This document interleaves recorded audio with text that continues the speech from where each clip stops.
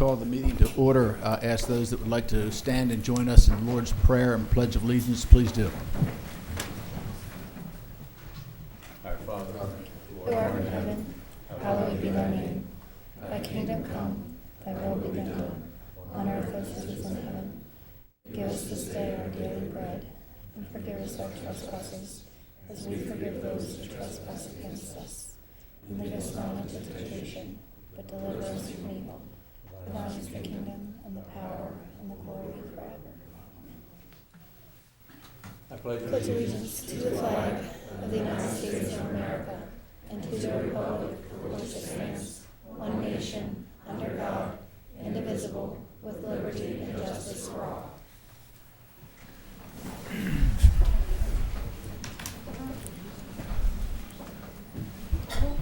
First order of business, I would like to entertain a motion to approve legislative minutes from October 20th, 2015. So moved. Second? Discussion? Any corrections? All those in favor, say aye. Aye. Opposed? Motion is carried. Minutes have been approved. Entertain a motion to accept the work session minutes in reference to hunting rights on October the 20th, 2015. So moved. Second? Second. Any corrections? Mr. Kramer, you did leave out my comments about Mr. McCain's hunting abilities. With all due respect, Mr. Cannon, we try to limit that, make extraneous comments from the permanent record. I don't know if I can approve it. All those in favor? Aye. Opposed? Motion carried. Minutes are approved.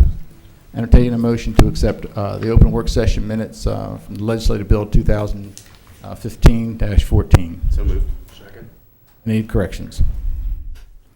Seeing none. All those in favor say aye. Aye. Opposed? Motion is carried. Minutes are approved. And entertain a motion to accept the open work session minutes in reference to the selecting the school board. Any motion? So moved. Second. Any corrections, discussion? Seeing none, all those in favor say aye. Aye. Opposed? Motion's carried. Work session minutes have been approved. All right, we've done that.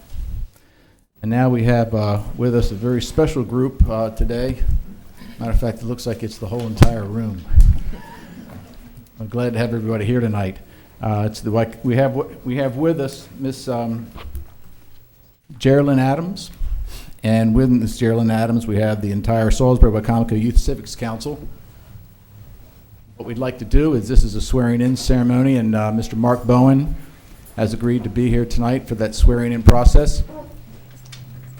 I would suggest if you all would like to line up behind her against the curtains, and that way the cameras could probably best position yourself. If that's not the best way, we're going to move you out here. Good evening. My name is Geraldine Adams. I'm serving as the program coordinator this year for the Salisbury-Wacomico Youth Civics Council, which is brought to you by the Mayor's Office and by the Wacomico Partnership for Families and Children. This is the third year of the Youth Civics Council in our community. It is intended to give youth ages 8 through 12 of our area a strong voice in local affairs. The students in the Youth Civics Council want to make a difference in their community, develop leadership and communication skills, have their voice heard in local affairs, be mentored by community leaders, work on action projects and proposals, and serve the community. The Youth Civics Council's focus this year is on learning about community issues, community engagement, and building connections with local nonprofits and community leaders. We have some exciting guest speakers and community engagement projects lined up this year with Habitat for Humanity, Donna Clark of Hope, Ron Pagano of From Roots to Wings Incorporated, and many others. The students of the Youth Civics Council have passion for the community and passion for inspiring positive change. This year's group represents students from Bennett High, Bennett Middle, Parkside, Salisbury Christian School, Wacomico High, Mardella Middle and High. It is my pleasure to introduce to you this year's Salisbury-Wacomico Youth Civics Council.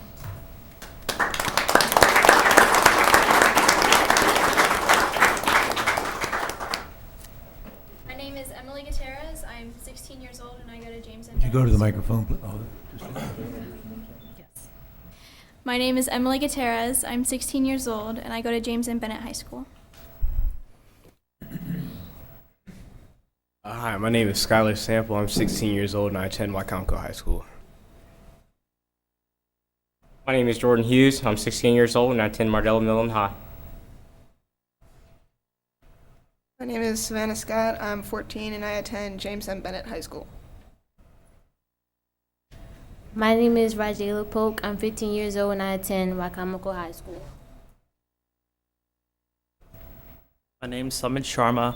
I'm 16 and I attend Parkside High School. My name is Pranav Papali and I attend Salisbury Christian School. My name is Bilal Chaudhry and I attend Parkside High School. My name is Adi Abraham and I attend Parkside High School.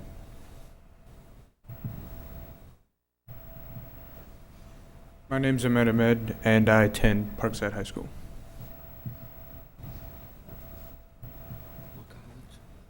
My name is Ethan Barney and I attend Bennett Middle School.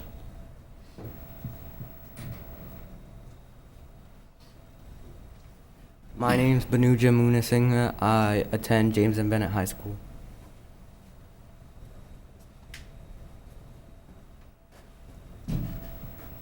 My name is Joshua Yoon and I attend Parkside High School.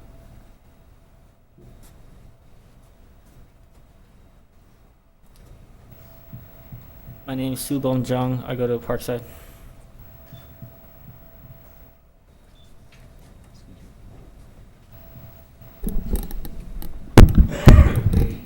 Good evening. I will administer the oath to all of you as a group.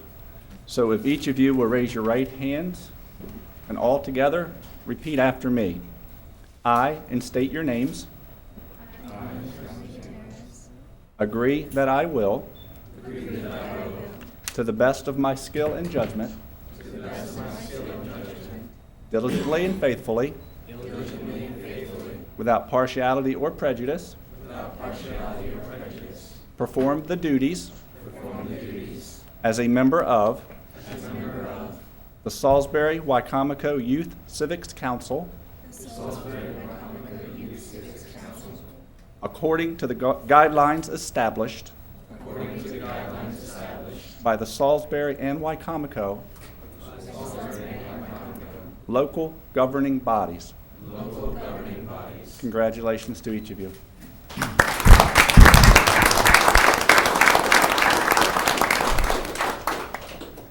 Ms. Adams, some of these students I know were also on this council last year, correct? Yes, we have some returning members. Yeah, because I recognize some of the faces.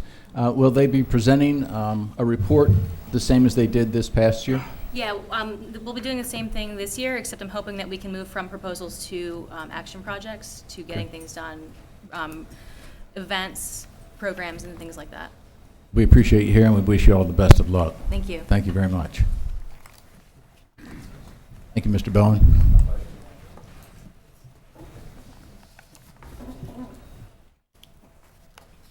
I'd now like to call on Councilman Larry Dodd.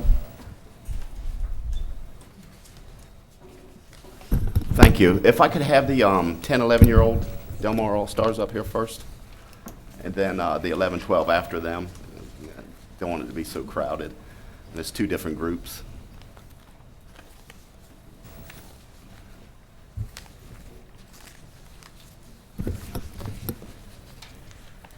Well, it does give me great pleasure to offer this proclamation to this group of fine little gentlemen tonight. They've gone a long way in baseball. They've done a lot. They played well together, and I think they deserve the recognition. So by proclamation by the Wycomico County Council, Del Mar Little League 10, 11-year-old All-Stars, 2015 All-Stars, whereas Little League Baseball began in 1939 at Williamsport, Pennsylvania, to become the largest youth sports organization in the world, with more than 27,000 Little League teams and more than 5,500 leagues. And whereas there are over 1,900 Little League organizations in the eastern region, of which Maryland is a part of, there are only 11 teams to represent our state in the Eastern Regional Little League Tournament. And whereas Del Mar Little League 10-11 All-Stars were the most successful team for advancing the furthest on their quest to make it to the Little League World Series by winning District 8 and the Maryland State All-Star Championships in 2015. And whereas the team of the Del Mar Little League 10, 11-year-old All-Stars consists of, and I'm trying to read this without my glasses, and I hate to admit it, but I'm getting older and I need glasses, so forgive me if I pronounce your name wrong. Larry, you want glasses? Want glasses? Do they work? If I say something wrong, please bring them up here. All right. Whereas the team roster of the Del Mar Little League 10, 11-year-old All-Stars consists of Jack Ford, Jaden Shelton, Zach Causey. Is this Kyle Littleton? Yes. I got that right, thank you. Garrett Shoup, Kyle Smithhart, Chase Timmons, Joseph Hayes, Trent Kemp, Chase Collins, Dylan Rodriguez, Chance Wells, and manager Steve Causey and coaches Chad Timmons and Dave Hayes. Now, therefore, be it resolved, the Wicomico County Council extends its congratulations to the Del Mar Little League 10, 11-year-old All-Stars and invites all citizens of Wicomico County to lend their best wishes, congratulations, and support in recognition of their accomplishments. Done this third day of November 2015 at Wicomico County, John Cannon, President, Ernie Davis, District 1, Larry Dodd, District 3, Matt Holloway, Vice President, Mark Kilmer, District 2, John Hall, District 4, and Joe Holloway, District 5. So if you would, give them a round of applause.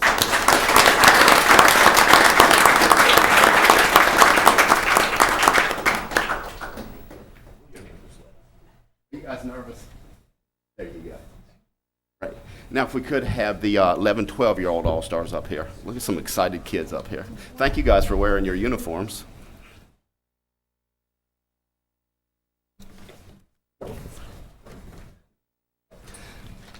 Well, these guys were on TV, so I hope some of you all got to watch them. It was pretty exciting.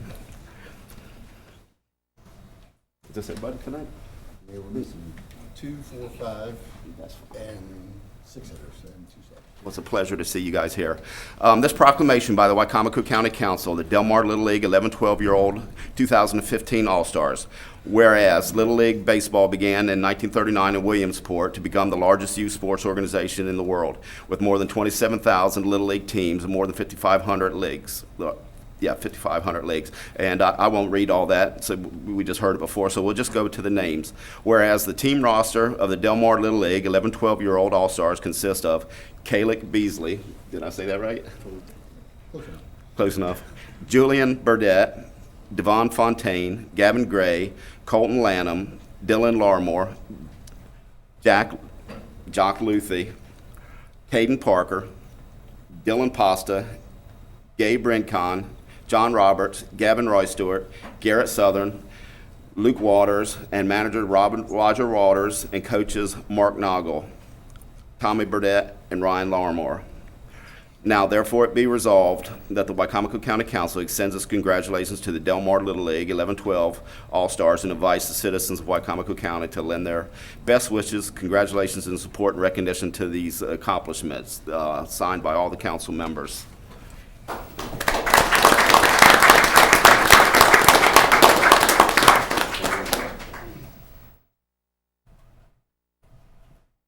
And could they say something, because they went pretty far, and if one of the managers or coaches could speak on that, or even one of the kids. Here, let's make it quick. We were on time, guys. Go ahead. Just tell what you did. We went to the state and regional. We won the Maryland State Championship and went to Connecticut. Yeah. Okay. And then we're in third in the region of the Mid-Atlantic. Where do you go?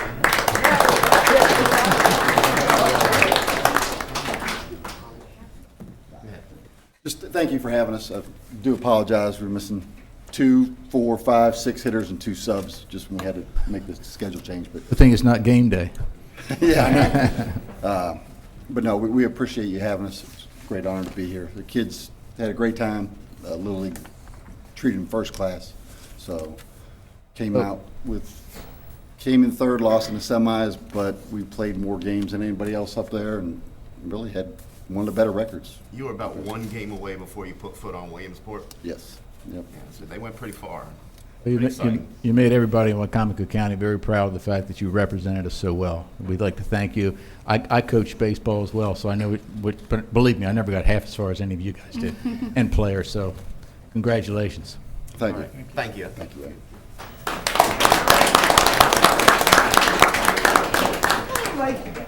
Thank you, guys.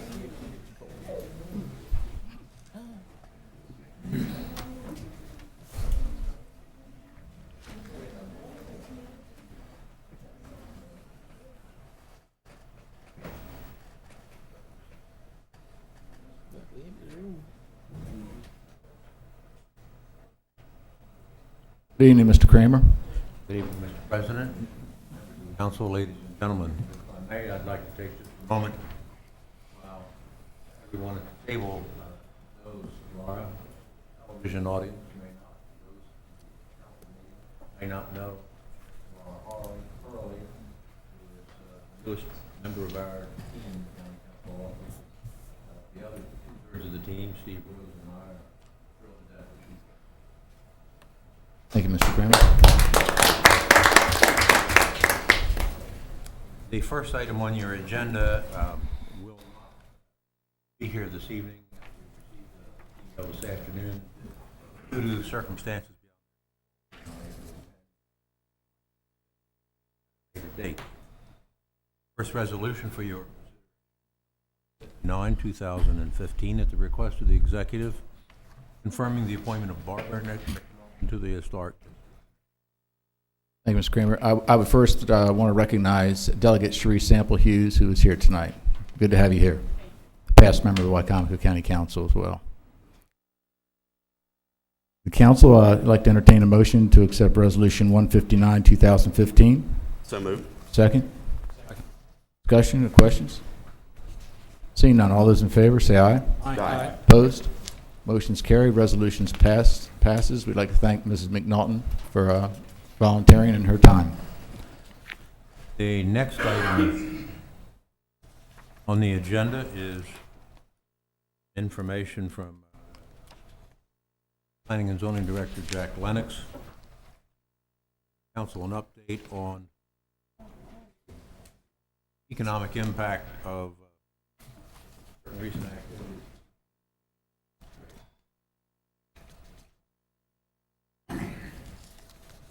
Mr. Kramer, you had the Tri-County Council Board recommendations? I do, but I'm looking at my agenda and it shows that later. But if you'd like me to do that. Please do. All right, thank you. As well. That's what mine said. The correspondence from the Tri-County Council, it's in your brief book. I only wanted to call to your attention. Representing Wycomico County, according to the chairs, as the officers rotate, 2016, Wycomico County will hold the position of chairperson of the Tri-County Council and the third vice chair. And, that would be Mr. Paul and Dodd. Concurrences. Asking for consensus from the council on this? Pleasure, yes.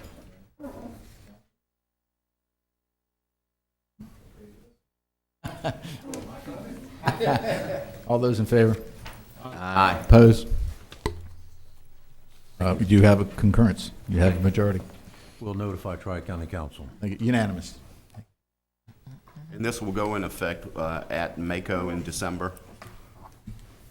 It will go in I don't know whether Tri-County Council operates on the same schedule as MACO, but it will go into effect after the meeting of the Tri-County Council as a body. Exactly. And the voting takes place there. Thank you, Mr. Kramer. Mr. Lennox, I know you're here somewhere. Oh, you see my glasses?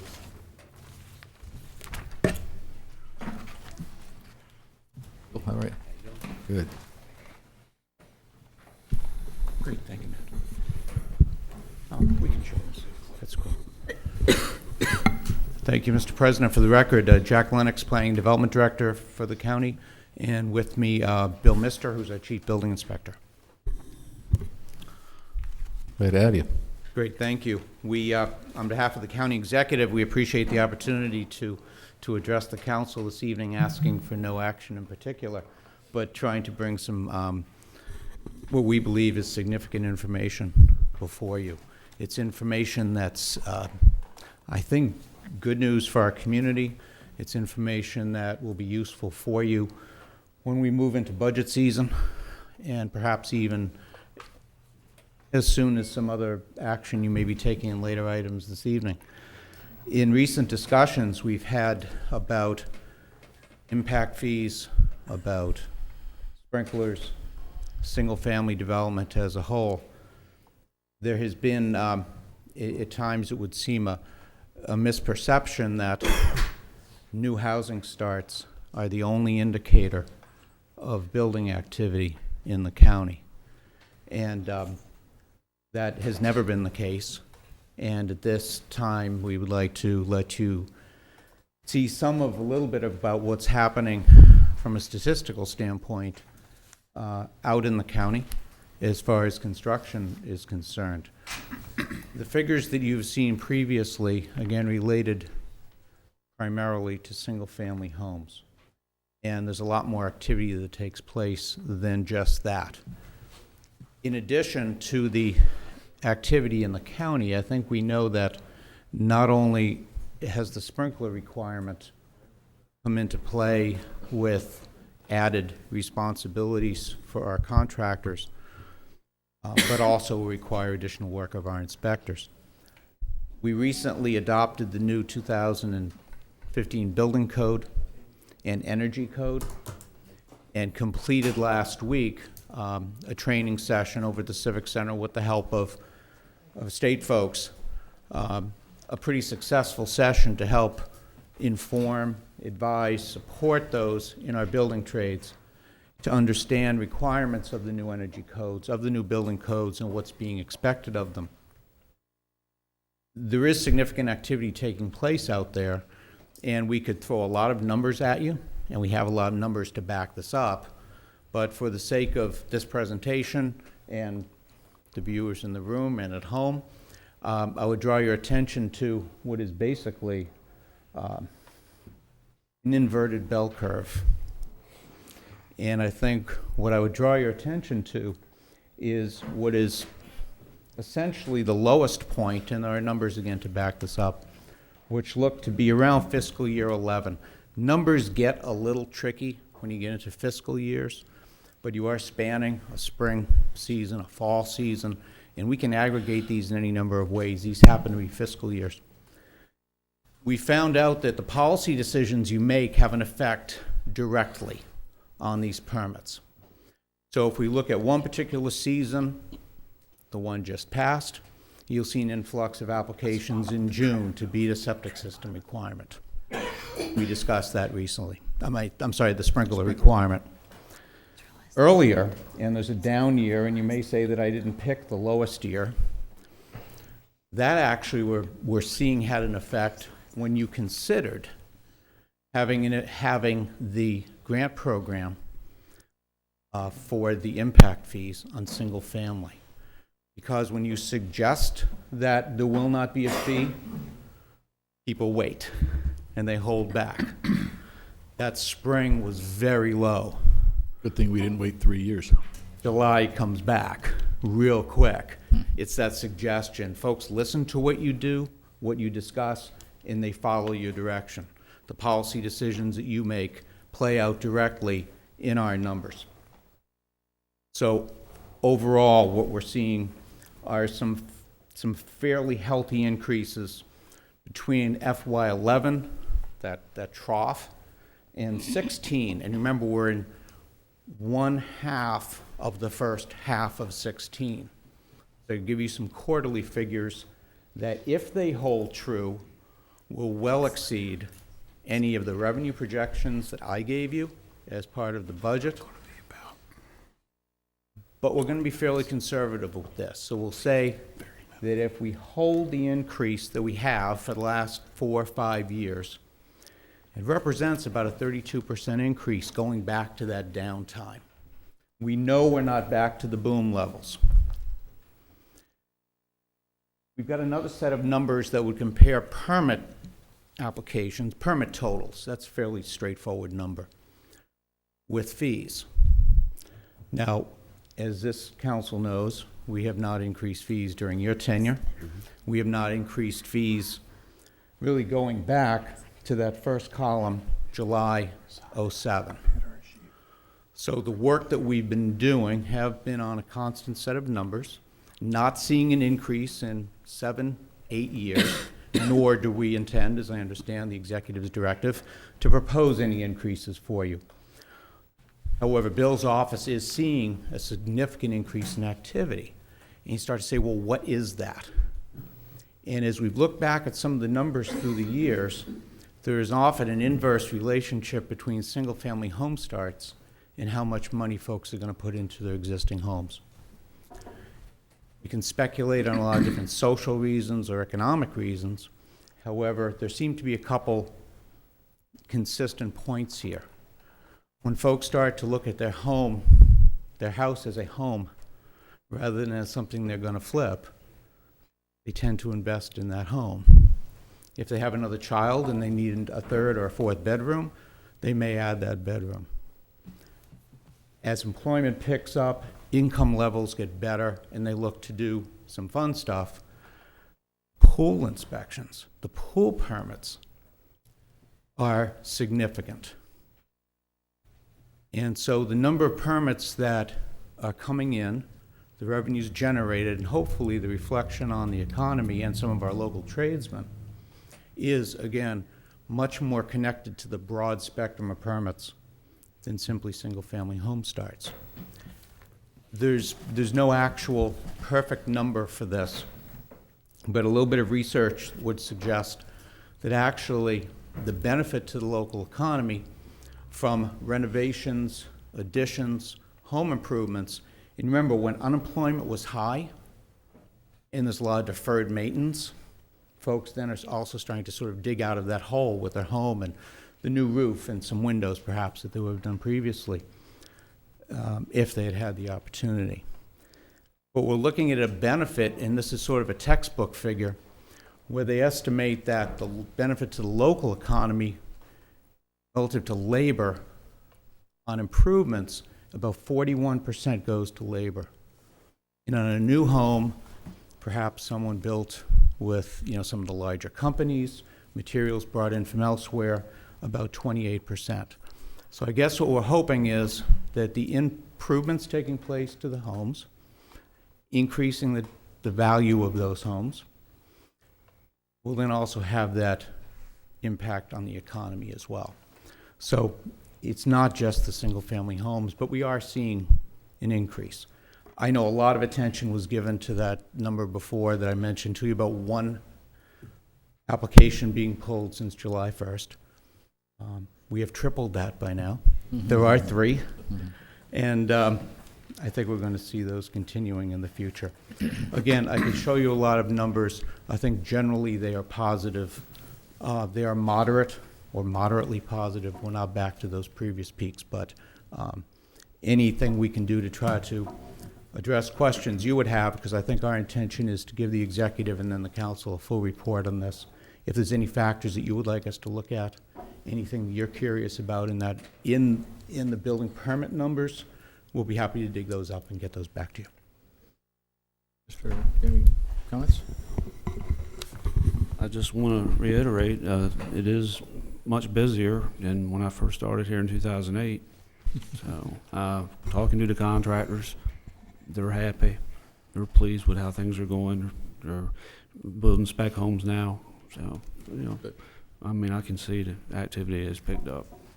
Yeah. And solar panels, that's become a hot thing these days. Right. So with the state giving, or the federal government even giving grants to do it, so we still had to do inspections on those as well and do the paperwork, and so hopefully things are picking up. Council comments? Go ahead, Councilman Doug. I'll defer to Joe right now. Commercial-wise, I noticed there's quite a bit of activity on 13. New buildings going up, and anything coming along that's worth mentioning? I suspect you're mentioning, Mr. Holloway, that 13 in the city. Yes, yes. Nothing formal at this point. We have the ongoing Cracker Barrel watch going on. I was getting ready to ask that. Nothing happening there? Yeah, that was my next question. I get a lot of questions about Sure. They have all the permits necessary. They've gotten all the approvals necessary. Our understanding is that it's a complication with the lease with the mall. And that's something that they have to get over privately. So it's basically a private contractual issue up there. Is it going to be a freestanding building, or is it going to? It is. It's a freestanding building just in front of where J.C. Penney's used to be. Mm-hmm. Councilman A lot of Dodd. people are looking forward to that. Yes, sir.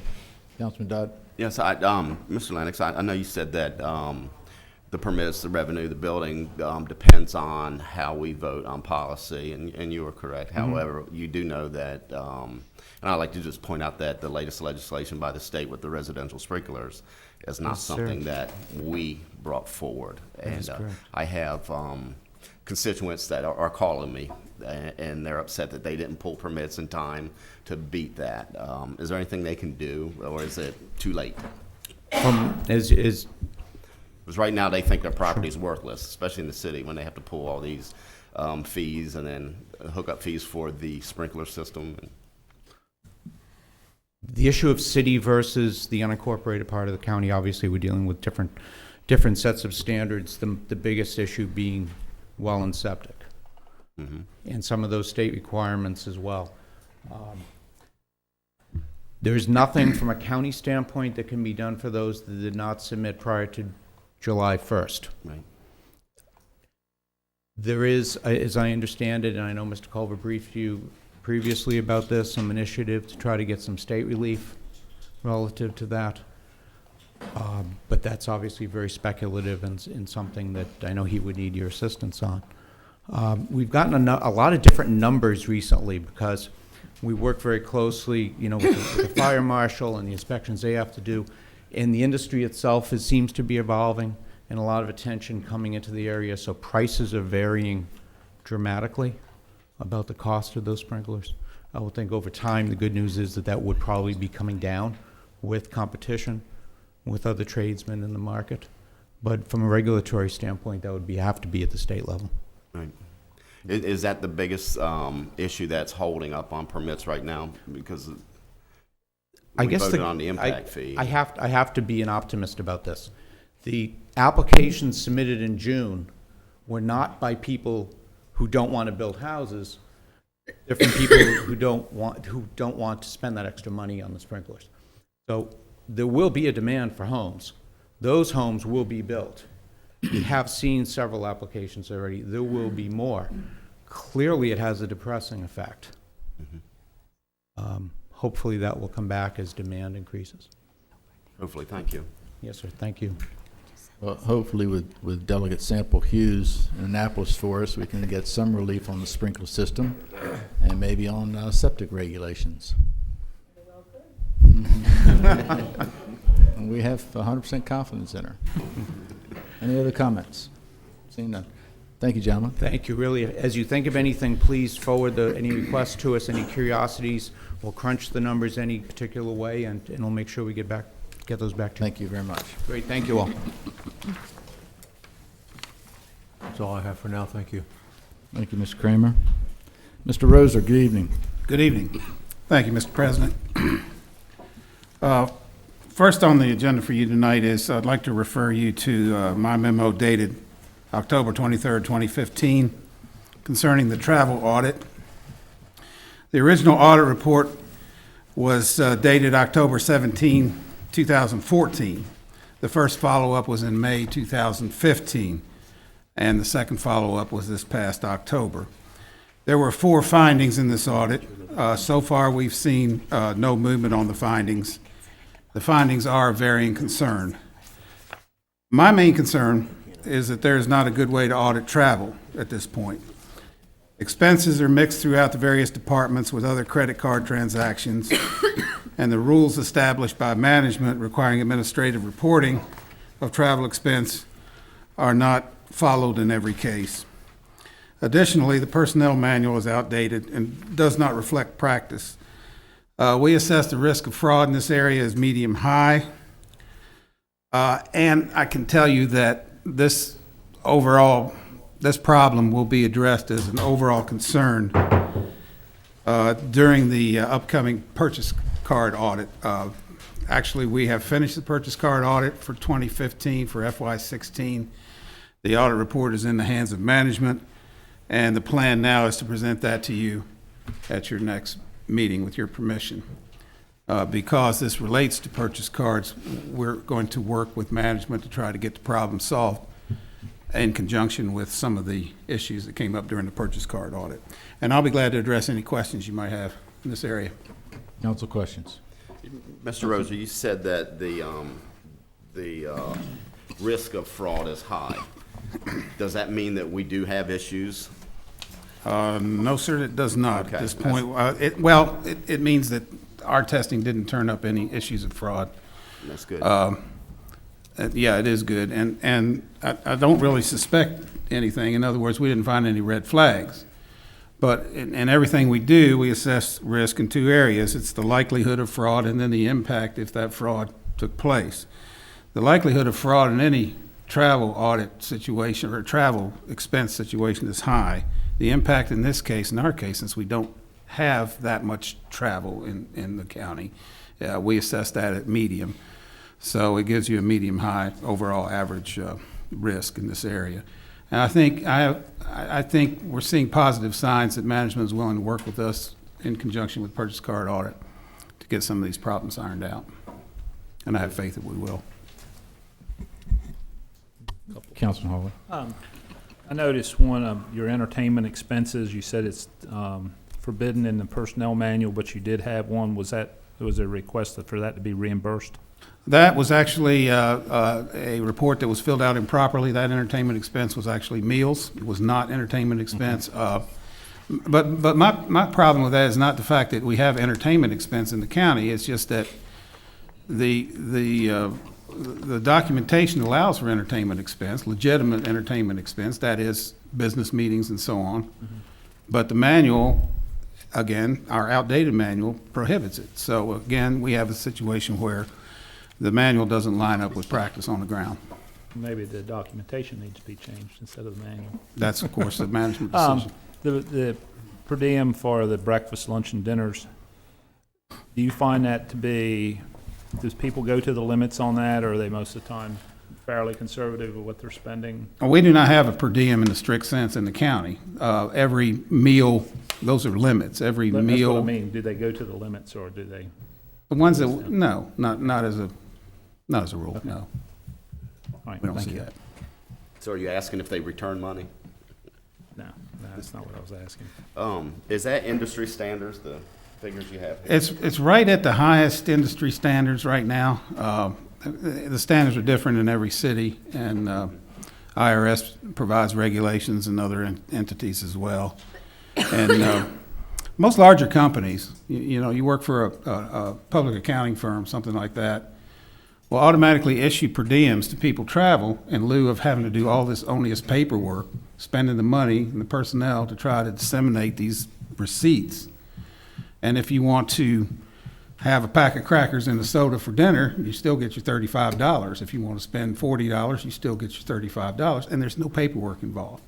One of the suggestions in the original audit was that management look at the cost benefit of the county taking on that practice.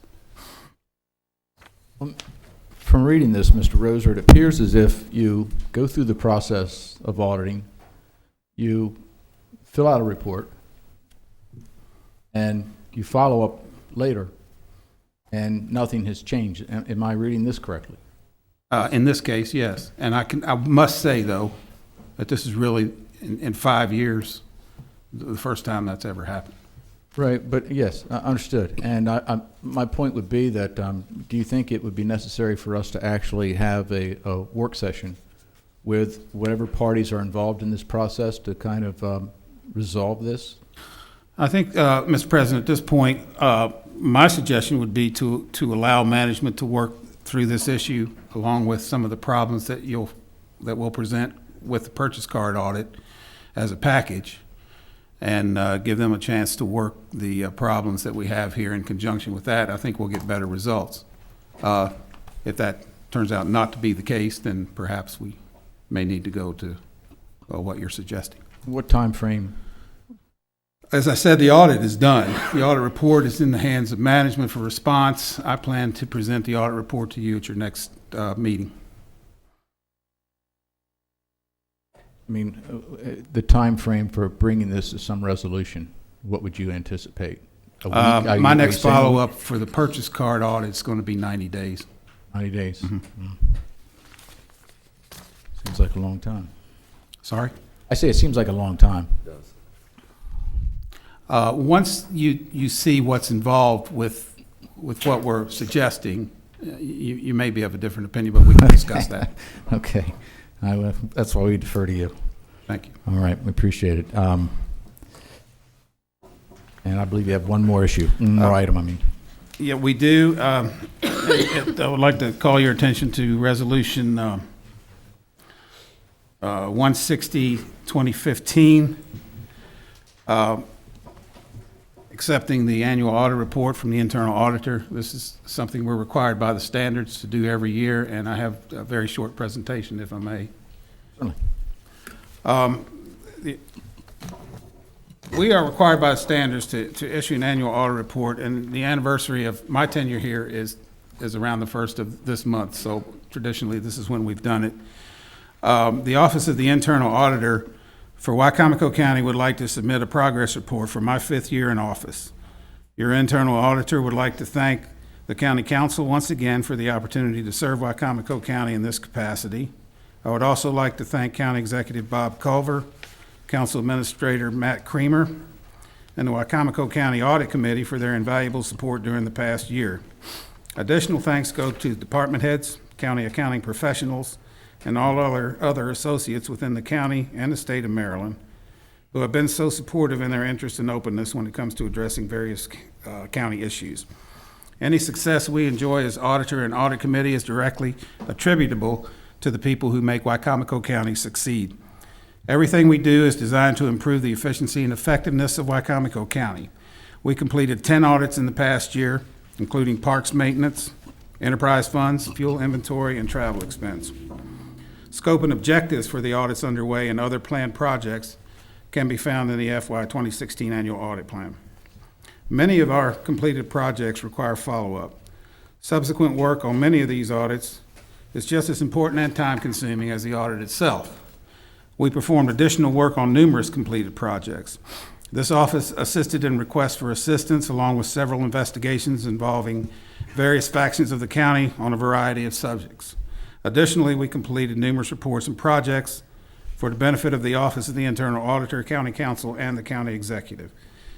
The Office of the Internal Auditor would like to thank all those who participated in various projects undertaken, the quality of relationships previously developed with council, senior management, and county associates in the spirit of cooperation for the betterment of Wycomico County and an effort to improve efficiency and effectiveness was further developed to everyone's benefit. And once again, I hope all stakeholders view any small contribution this office made in the past year favorably. Respectfully submitted, Steve Roser, CPA, Internal Auditor. Thank you, Mr. Roser. Entertain a motion to accept Resolution 160, 2015. So moved. Second. Second. Discussion. I'd like to thank you for what you've done. I mean, the workload that you've taken on has been incredible. And I know for a fact that anytime additional issues come before you, you never, you never hesitate. I mean, you accept those responsibilities as well, together with your annual plan. So, at least coming from me personally, I'd like to thank you for everything you've been doing, and just let you know I think you've been doing an excellent job. Thank you, Mr. President. You're welcome. All those in favor of Resolution 160, 2015, say aye. Aye. Opposed? Motion's carried. Resolution passes. So that's all I have. Thank you very much, sir. Thank you, Mr. Roser. Good evening. Good evening. How are you? Just fine, thank you. We have a public hearing for resolution number 161, 2015, to approve the relocation of a forest conservation easement containing approximately 1623 acres located in the Nutters Crossing development. Notice is hereby given in compliance with Chapter 22 of the Wycomico County Code and the Local Government Article, Section 10-312 of the Annotated Code of Maryland, that the County Council of Wycomico County, Maryland will hear public comment on the following proposed resolution at their regular meeting in the County Council Chambers, Government Office Building in Salisbury, Maryland, on Tuesday, November 3rd, 2015, commencing at 6:30 p.m. The County Council proposes to consider the following request for the relocation of a forest conservation easement. Susan E. Vickers, the existing easement portion to be removed contains approximately .1623 acres and is located in the Nutters Crossing Development, Section 3, Block J, Lot 22, and described as Tax Map 48, part of Parcel 445, as shown on a plat entitled Corrected Plat Lot 22, Block J, Nutters Crossing, Section Number 3, Winchester Court, Nutters Election District, Wycomico County, Maryland, dated July 13th, 2015. Payment into the fee in lieu fund at the rate of 30 cents per square foot has been proposed. The proposed easement modification request has been reviewed and approval is recommended by the staff of the Department of Planning, Zoning, and Community Development. A plat of the easement area to be released is available for review at the Department of Planning, Zoning, and Community Development. The Wycomico County Council requests that all interested persons appear at said time and place for the purpose of expressing their views and opinions concerning the matter. Thank you, Ms. Harris. At this time, I would open the floor for public hearing. Anybody that'd like to make a comment in reference to Resolution 161, 2015, come to the podium, please.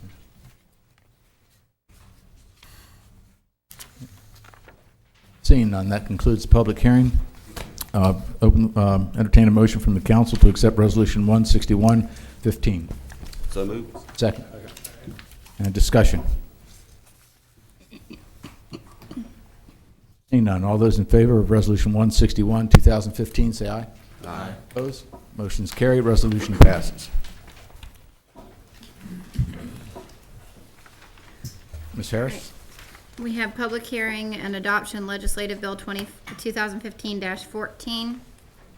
Notice is hereby given that a public hearing will be held on Tuesday, November 3rd, 2015, commencing at 6:30 p.m. in the council chambers of the Government Office Building, Salisbury, Maryland, in conformity with Section 311D of the Charter of Wycomico County, on the following bill, which was introduced for consideration at a legislative session of said county for the year 2015. The following bill may be called for final reading and consideration commencing immediately after the aforesaid public hearing.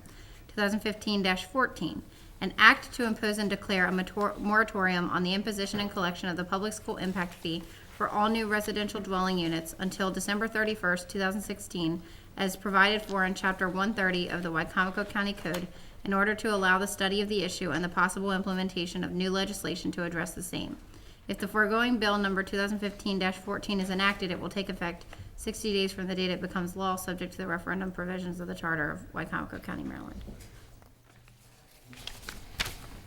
At this time, I would open the floor for public hearing for legislative bill 2015-14. If you'd like to have any comments, make any comments, you can come to the podium, please. Okay, seeing none, that concludes the public hearing. Entertain a motion from council to accept legislative bill 2015-14. So moved. Second. Second. Discussion. Mr. President, if you note in the material in the brief book, the county executive has requested an amendment to this legislation to designate the bill as an emergency measure. You may recall that the original bill establishing the moratorium on the impact fee was an emergency bill, and the executive has made the request that this also be an emergency bill for the very same stated reasons.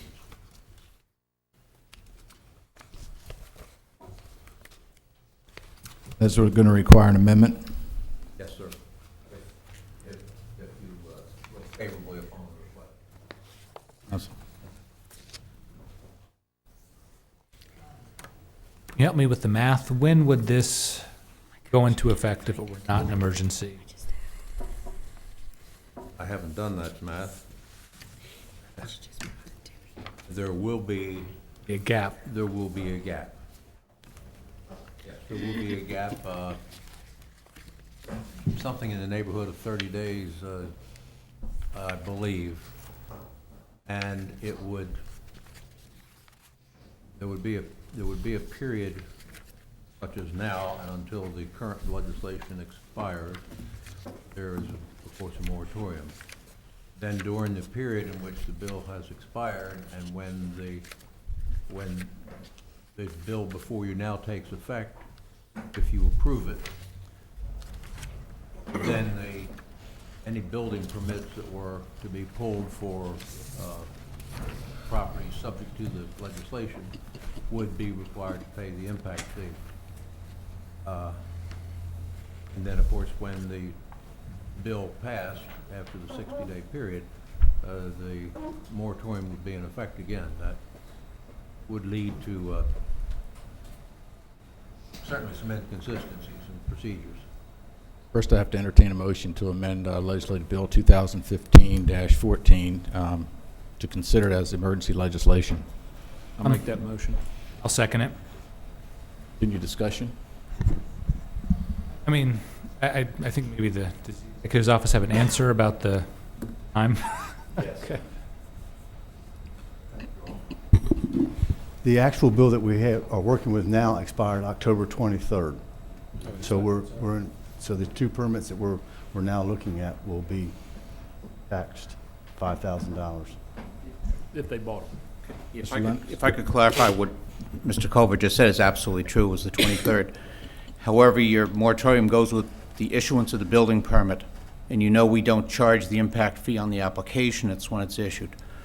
So all those permits pending from the last couple of months would be subject to the impact fee unless you adopt the emergency legislation. So they'd be waiting for 2 months or paying the fee, even those that applied back in June. I think in the interest of not disrupting the process, I mean, if the council is going to support extending the moratorium, it makes sense to do it so that it goes into effect, not to cause that sort of disruption in the building. Councilman Joe Holloway's motion. Any other comments? I'll support it as well. I put through the moratorium as emergency when I was president, so I'll stay the course and put this through as emergency as well. I of course would support it, but I really would like to see emergency legislation for what its true intent and purpose always has been, and that is if there are actual real emergencies within the county where something has to be done immediately. I think as opposed to trying to catch up on processes, in-house processes. It's just, I mean, I will say that that's just my real feeling on that. I do think that emergency legislation has always, the purpose has always been to establish high priority emergencies such as health risks and other hazards that are, affected within the community where legislation has to be passed immediately. That being said. All those in favor? Aye. Aye. Opposed? Motion's carried. You're talking about the amendment. We're on the amendment. Thank you. Any other discussion on the bill as amended? That'd be a roll call vote to Thank you. pass. I have a comment about that. I'm personally in favor of impact fees. I don't feel the current legislation that we have addresses the impact fee correctly. I believe growth should pay for growth, or at least the builder should pay, or the homeowner should pay for part of the growth that's in the county, and the burden should not be put on taxpayers. But because of the way this code is currently written, I don't think this impact fee that is currently applied to this is an effective impact fee. So I'm going to support this with reservations, but I certainly do think that we should address the impact fee. Thank you, Councilman Hall. Any other comments? At the last meeting, I think you mentioned it was your intention to have a final bill that would deal with this issue, I guess, but by December 31st, 2016. So. Yes, sir. I hope to come back probably by spring just to try to do away with the moratorium so we won't have to be extending this. I look forward to hearing Mr. Hall's ideas too during that time. Be glad to sit Yeah, in. so. Would there be any purpose to, I mean, we're extending it to December 16, 2016. Would there be any, I mean, I was surprised that it wasn't to the end of this fiscal year, June 30th, 2015. which is still 6, 7 months, 7 months, 8 months out. That's the reason I'm here now, because it's snuck up on us. We only had a 6-month moratorium, and no sooner did we put it in than we would have had to be here at the end of the 3rd month in order to do it. And we, quite frankly, that's why we're asking for emergency now. Okay. That's why just give us enough time to make sure we're all covered. If we want to have a discussion, we can have that for this one. Nope, it's okay, just a question. Any other comments? Now, I'm going to take a rare moment and say I agree with Mr. Hall. Hall? Mr. Hall? Could you make sure you don't leave that one out of the minutes? That's one thing that bothered me about the impact fee. Ever since it's been here, ever since we've had it, it's been pretty unfair. It charged people with single-family homes a lot more than it did apartments. Apartments can have as much impact as a single-family home or more in most cases. So I hope when we look at this, if we decide to impose another impact fee, that we'll keep that in mind. So it'll be more level for everybody in the county. I'm going to support it too. Any other comments? Seeing none, we'll begin with Councilman Dodd. Aye.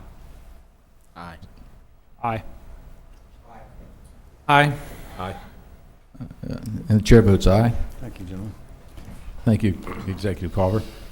Legislative Bill 2015-14 passes. Thank you, Mrs. Harris. Ms. Harris. You're welcome. At this time, we'd now like to open the floor for public comments.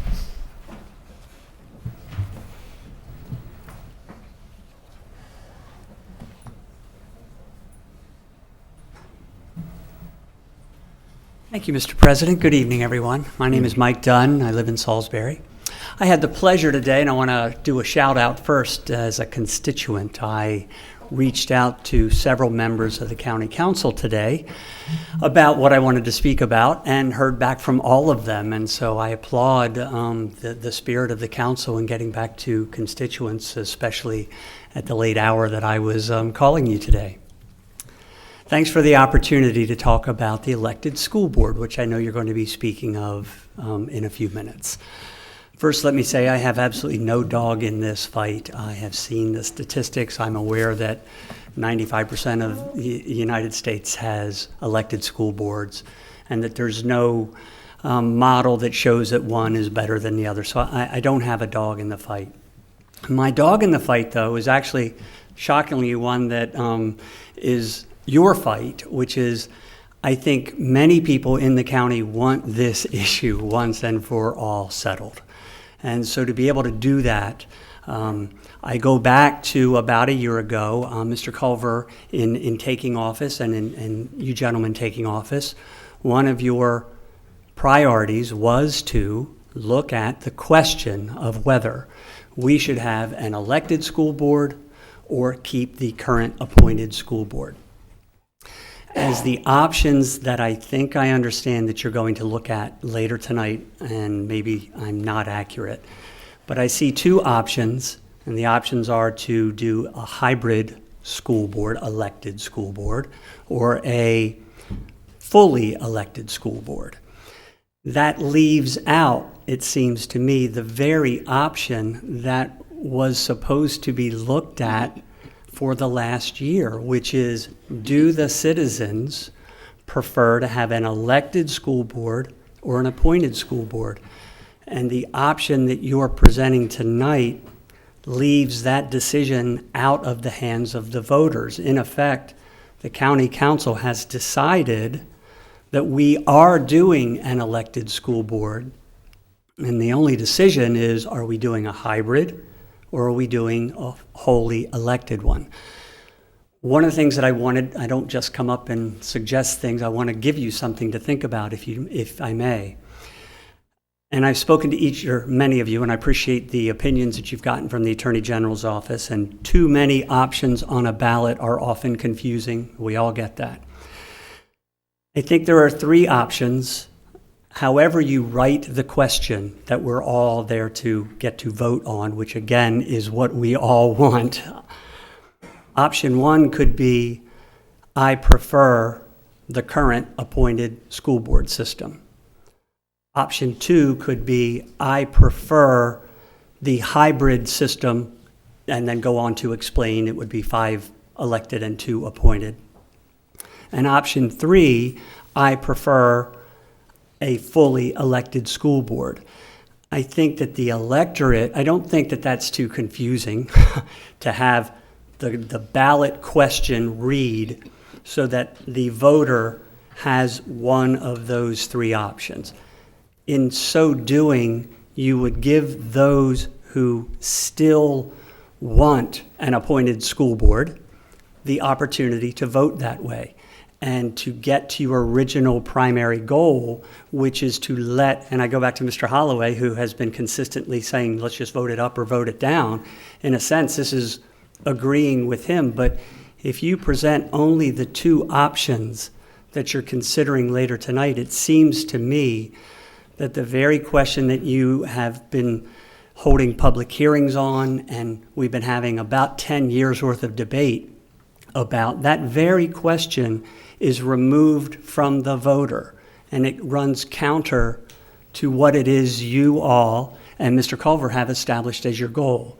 So that's all I'm asking as you consider the legislation here in a few minutes, that option of having them all read the same way. I'm using the phrase, I prefer the appointed, but perhaps somebody of greater minds can come up with, but that they all read the same way, so that the people who, I'm sure there are people out there that still want an appointed school board, but I'm sure there are many who want an elected school board, but it just gets back to the basic question that you all have been spending the better part of a year asking us about. So respectfully, thank you very much, and I do, again, appreciate the conversations earlier today. Thank you, Mr. President. Thank you, Mr. Dunn.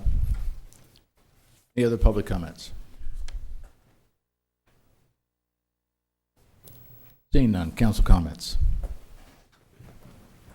Councilman Dunn? Yeah, I see Dr. Frederickson here, so I just want to give a shout out to Bennett High School boys varsity soccer, Parkside High School girls varsity soccer. They won the Bayside Championships. That's very good. As you've seen today, we had kids in here that's starting at a young age, so it really does help them when they get into high school. So it's a very big positive for us. Also, I've attended a lot of sports events, and I'd like to see more council members, more of the public attend, but I don't think anybody attends these events more than Mr. McCroby does in the back there from Bennett Middle School. I think every event I've been to, whether it's high school, middle school, Little League, or Fruitland Falcons, he's there every single day. So he's one of the biggest supporters of the kids' sports in this area. So thank you. Any other council comments? Councilman Hall. As we know, the city elections were today, and the city is part of the county. And since the elections have happened, I'd like to congratulate the winners and condolences to the losers. And certainly the county looks forward to working with the city in the future. Thank you, Councilman Hall. Any other council comments? Seeing none, I'd like to entertain a motion to adjourn the legislative session so that we can go into open work session followed by a closed session. So moved. Second? Second. All those in favor? Opposed? Motion's carried. Meeting's adjourned. It is 7 o'clock, by the way, John. I thought you were. Did you get some numbers already? I did.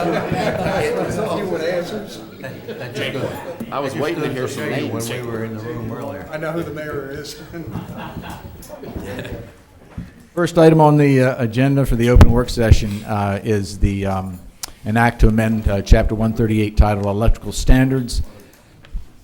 And here to discuss this, we have with us for repeat performance, Mr. Jack Lennox.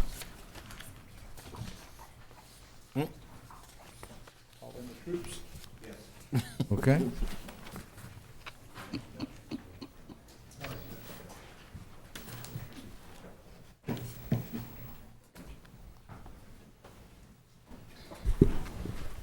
Thank you very much, Mr. President. With me this evening, Mr. George Landing, who's president of the Wycomico County Board of Electrical Examiners. How are you? Licensed electrician, inspector, and can answer all of your technical detailed questions. Believe about me, the anybody could electrical answer code. my technical questions. I have to say, I've learned a lot from George, from their board, and in just involving us now with the oversight of having a consolidated office with the various permits and that one-stop shop that we strive for. One of the things that we've done over the last couple of years as well, in terms of trying to help support each other a little better, is that Bill Mister, who was up here with me earlier and he's still in the back, and his inspectors have been trying to take on a little bit more of the legwork sometimes when we get involved in some enforcement issues, and in making sure that that we're presenting a consolidated face and in addressing, we have the same constituents in common. So the proposal for work session this evening is the introduction of legislation that would bring us very far out of a hole. We're going at this point from, I believe it's the 2008 code, George? Up now through 2 code cycles. You've heard on the building code standpoint that there's a 3-year code cycle. It's off cycle in terms of the electrical code though, and so we're now up to the 15 in building. We're trying to get up at this point to the 14 code. George can of course get into some of the intricacies if you choose. What we're looking at this point is Worcester County is up to date. Somerset County is at 2008 still, and I think Dorchester's 2008. But obviously, we're all looking towards that same end to get all of our inspectors, electrical folks, builders, all in the same cycle, the same set of books. When they go for their training, that they're all studying from the same book. And we're, of course, to address a question I know that Councilman Holloway had last time about liability, to make sure that we're enforcing the state-of-the-art codes. And that would be our recommendation for the introduction of legislation that would get us up to the current 2014 electrical code. Any questions from council? Is this one of the codes from the state that we must adopt, or do we have discretion here? What do you think, George? How would you answer that? The NFPA is National Electric, National Fire Protection Association is just an independent body, but it's been adopted as a standard by practically every nation in the world in one form or another. So it's not really, the state typically uses, like this fire marshal's office, for instance, they use the NFPA as a standard. So typically, say like with or Somerset County, for instance, Ocean City, they adopt all the codes at the same time. Any National Fire Protection Association standards, they'll get adopted at the same time the state does. And the same thing is with Somerset County. So as a rule, it's just, I guess it's been something that's been done for years. It's not necessarily something I'm aware of that's required by the state, but it's just something, it's just a standard that's proven. Councilman Dodd? Yeah, thank you.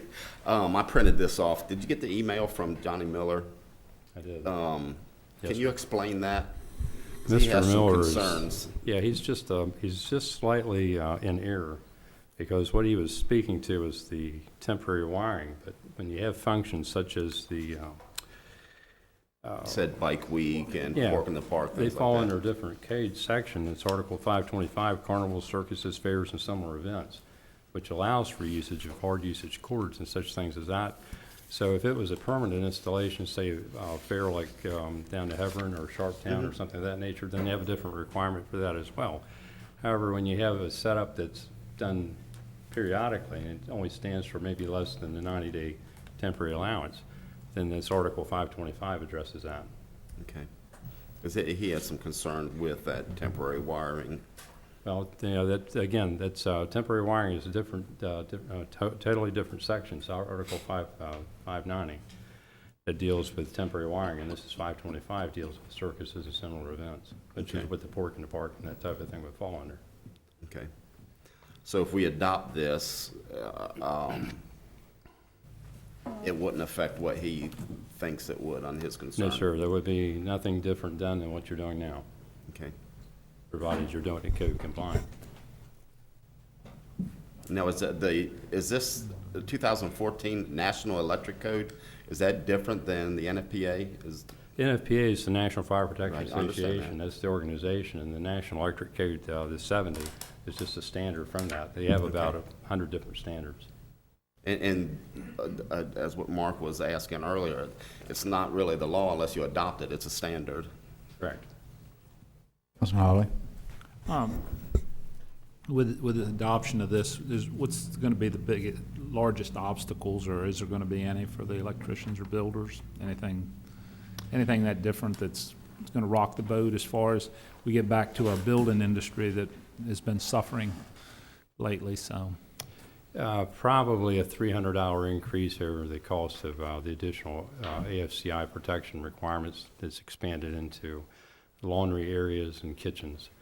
It's kind of a trade-off because they have a new type of breaker out now that's still AFCI protected, but it does a double duty. It does GFCI, ground fault circuit interrupter protection, as well as the AFCI protection.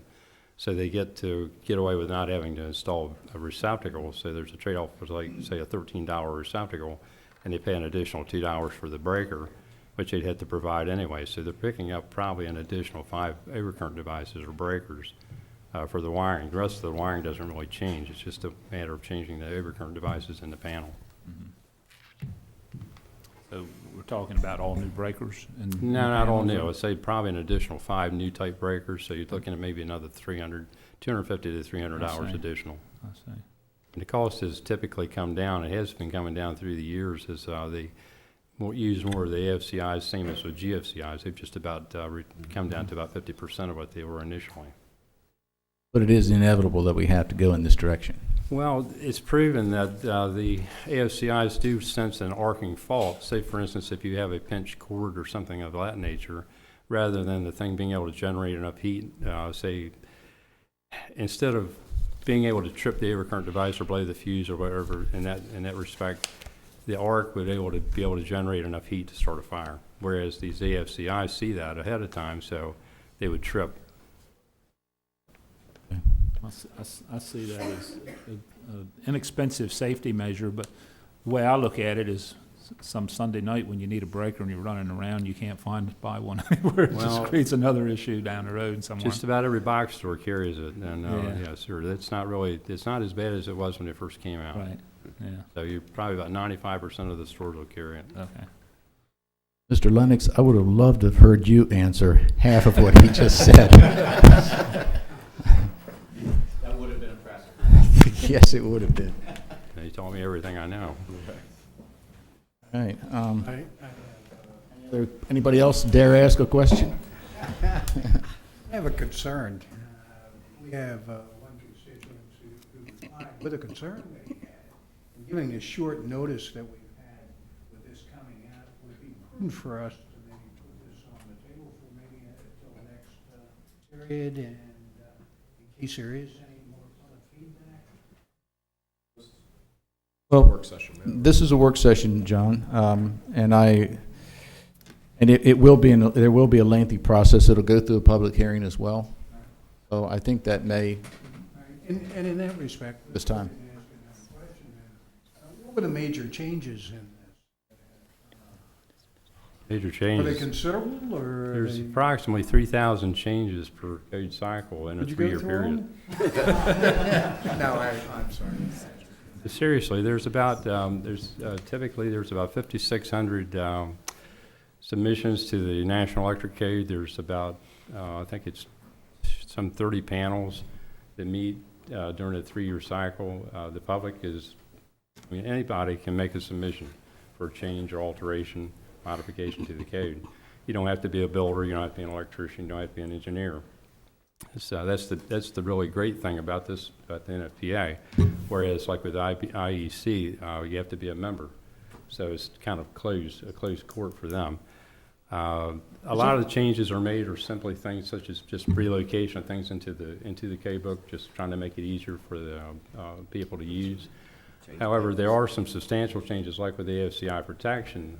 And of course, like I say, this thing comes out in 3-year cycles. We're coming up on the 2017 here very shortly. And of course, even probably a year and a half out, there's code seminars like I provide that let these people know that these things are coming down the pipeline. So this is something that's actually been in, they've been people, the electricians that have to get the continuing education to get their license renewals are aware of these things probably a year and a half to 2 years out before this ever comes into inception. Any other council comments? Yeah, this is to adopt the 2014. But there's also an amendment to strengthen the requirements for minimum standards for registration for a master electrician. It says, you need to be employed 7 years. Such employment, the current code reads should be under the direction of a master electrician, and you want to change that to shall be.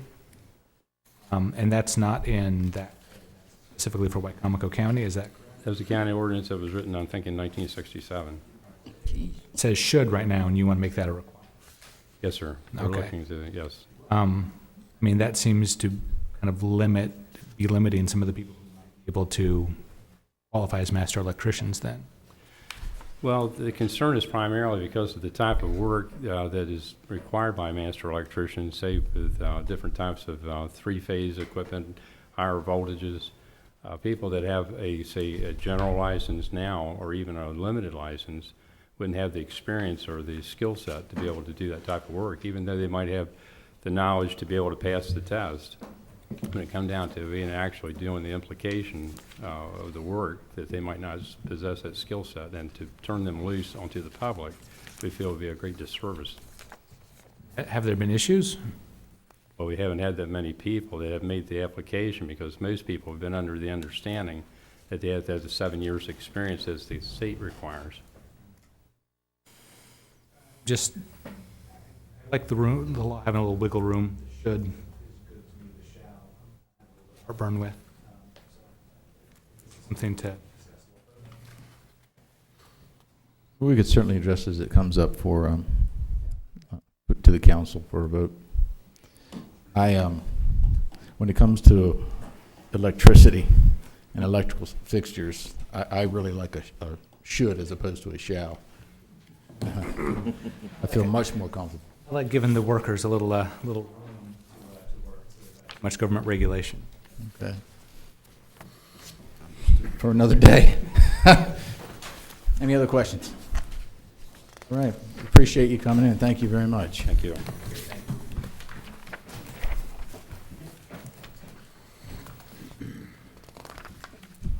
Next item on the agenda is the proposal to amend the personnel regulations.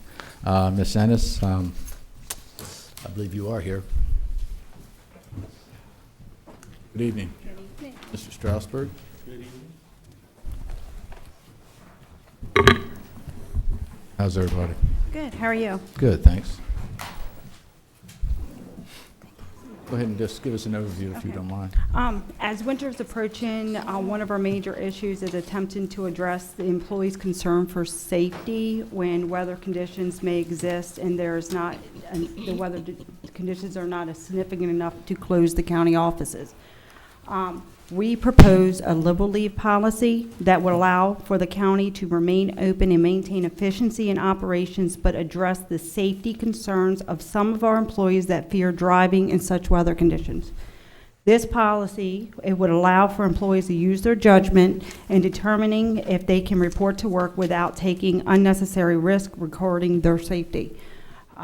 It will allow for the flexibility without having to close the county offices and accumulate excessive overtime due to the job requirements of the county essential required to work personnel. Previous storms that have required closure of county offices have measured a cost of approximately $50,000+ per day in overtime payments. A well-structured liberal leave program that allows for non-essential employees safety options without consequences could save the county nearly $20,000 per day by having the employees use their own time without requiring them to come in if they feel that the conditions are unsafe. Human Resources has researched our options by examining policies at other governments and agencies, and we believe that is the best option. And our last survey that we pulled in, nearly 86.2% of the agency surveys has a liberal leave policy, and including some private sector companies. So we're here to answer any questions. Council questions? At one time, the state of Maryland had liberal leave. They still do. They still, you didn't have that on here, that's all I was asking. It was added, Okay, updated when I got a response. so it wasn't updated on my Yeah, copy. Okay, yeah. good. And, Also, the Board of Education has been added to that okay. response. And I only see one no, and it's Wycomico County, well, there's Allegheny as well. Yes. If an employee feels it's not safe to come to work, they would be required to, Call their supervisor. they would lose, They would have to use their own they would time. have to use their own time Yes, if they thought it wasn't safe to come to work. correct. They would make that judgment based on their own safety. Employees live pretty much at various locations, so one may feel, I feel safe driving in here, but in a different location, not safe. So it would be at their discretion without consequences, if you're non-essential. What if it was a set of circumstances where, you know, I mean, it's a large county, there's a lot of, let's say, snow in one area where they can't even get out of their driveway? And Well, that's what that's this, an impediment. that's what this recognizes. You don't have the same conditions across the county. You have people who live close to the urbanized area of the county, and you have people who live in extremely rural areas where conditions may be completely different. When we have, you know, nor'easters or we have hurricanes, heavy rain events, you know, there are portions of the county that are just impassable. So, you know, we can't adopt one policy in terms of being open or closed that addresses all those different factors across the county. So this is an attempt to give employees who may have difficulty reaching work the option to stay at home without consequence. This reminds me of a commercial one time, the Volkswagen commercial where said, "Do you ever wonder how the guy that drives the snowplow gets to the snowplow?" You know, I understand where you're trying to go with this, and you know, it's where I live. A lot of times, it's a lot different. I know my wife; she does not drive in any snow. It doesn't matter how shallow it is, and but you know, it gives people a choice. I think I'm okay with it. The employees who are designated as essential and who are required to report to work, do they get any type of offset or compensation and differential there? Not on a liberal leave, but if there is a county declared emergency, they would get, yes. Or we're required to close. So there's a fine distinction between what's classified as a we liberal classify. leave, or, because I think wasn't there a problem with how that was? We done defined it in this couple years ago? policy, and we've also classified employees, all the employees across the county based on their jobs. That they have been notified and it's been placed in their personnel file, and so they acknowledge. But that's done at the department head level. They determine who is essential and who is not essential based on their operations. Okay. Go ahead, Mark. There's the liberal leave policy, which is some weather event. Then there's the more severe weather events like we had this year. The county has a state of emergency. What's the policy for that for employees? They are paid time, essential employees that are required to come into work get paid time and a half, while all other employees on administrative leave. Yes. Non-essential employees who have to report and do report, they're paid pretty much. Because it's closed, and that's pretty much, because we closed. So when the county's closed, no event. That's okay. This is for a minor snow event. So as it stands now, when the government office building is closed, everybody gets an extra day pay or time off? Right. That's the way it is right now, and that's why we want to go to the liberal leave. Yes, employees are, I like the term without consequences. yes, it's without consequences. And that's a critical part of it. And some employees are fearful. Just in some of the verbiage on 1517 under liberal leave, on the second sentence it says, if liberal leave is declared, those employees will be able to use their accrued paid leave. Shouldn't that really be those employees must use their accrued paid leave? They can choose to go leave without pay. Use their accrued leave, go leave without pay, or they can, if they have no leave, we have in 1505 the ability for the department head to advance leave. Okay. They can choose not to. Yes. The main point is that it won't be an unexcused absence. It would, That's the main. The main point is we don't, in these situations, we don't want employees who are subject to disciplinary consequences. Potential, basically, We really had some issues with an employee or two over this, right, the past year or so? For the past several years, no matter what we I do. remember something surfacing in the past year or so Yes, about this. every time. Did you do an analysis of how much it would save us? And I know it's hard because we don't know what kind of snow events or storm events we have. It could What we had saved in the past couple of years, did you do any breakout of that? Yes, yes.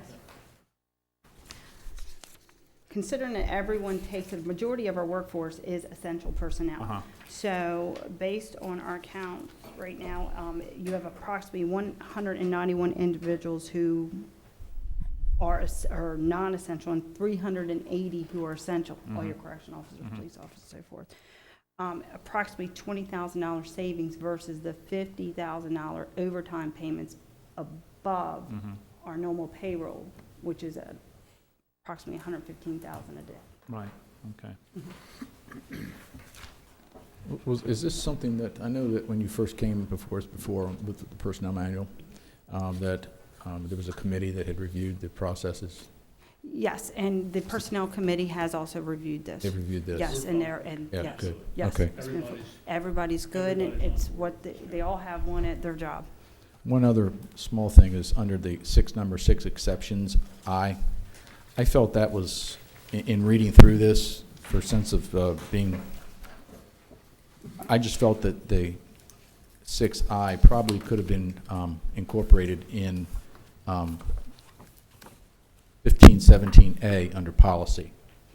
I felt there was a bit of redundancy there just for your, just how as I was reading, I thought, well, wait a minute, maybe that could have been over here under policy. So, because I know you, believe me, I've seen your red lines and your red ink marks all over the work before. I guess another amazing that all these counties in Maryland have the liberal leave policy, and just basically, what, 3 of us don't? That's correct. That's kind of odd. I couldn't find it. I couldn't find Anne Arundel's liberal leave, and I couldn't find Montgomery County's liberal leave. Well, we actually contacted the Human Resources for their policies directly. Yeah. I mean, I know not everything in the world. Not everything's online. But yeah, okay. We individually contact. I mean, my wife works in Dorchester. And some of the snow days, going across the Vienna Bridge and stuff like that. Had to eat some of her vacation because of that. It's nice to have flexibility where you're not face work consequences. That's the choice you make. I did have one more question, if you mind. Okay. With the liberal leave and the declaration or state of emergency, that's done by the county executive? Yes.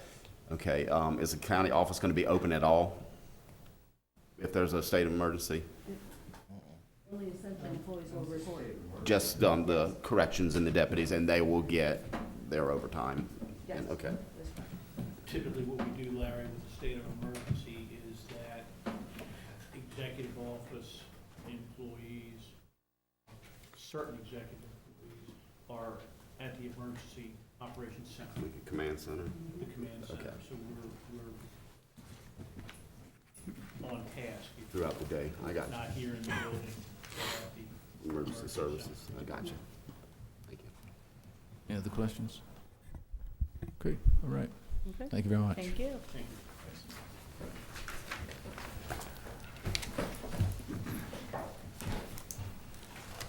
Next item on the agenda is the school board.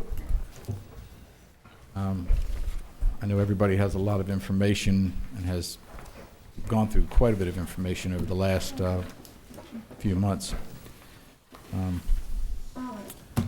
Mr. Kilmer, I always ask you to introduce the work sessions because you have you've given it the most thought. Much like Mr. Dunn, I'd prefer to be done with this. I sent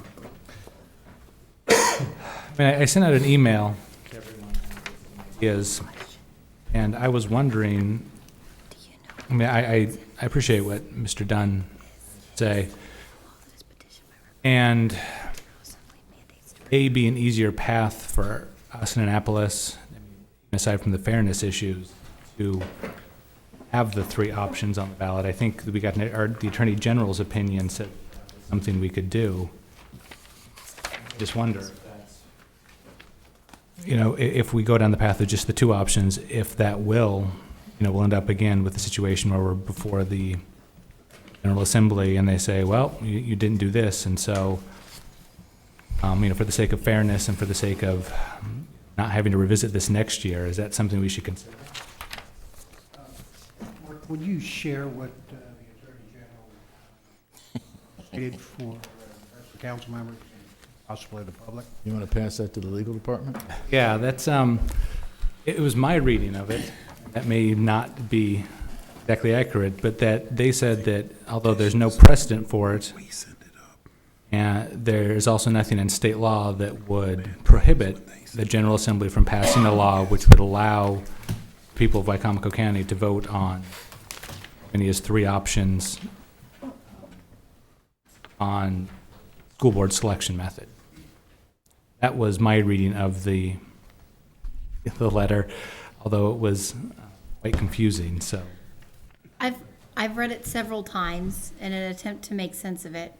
And I think I understand what they're saying, to a certain extent.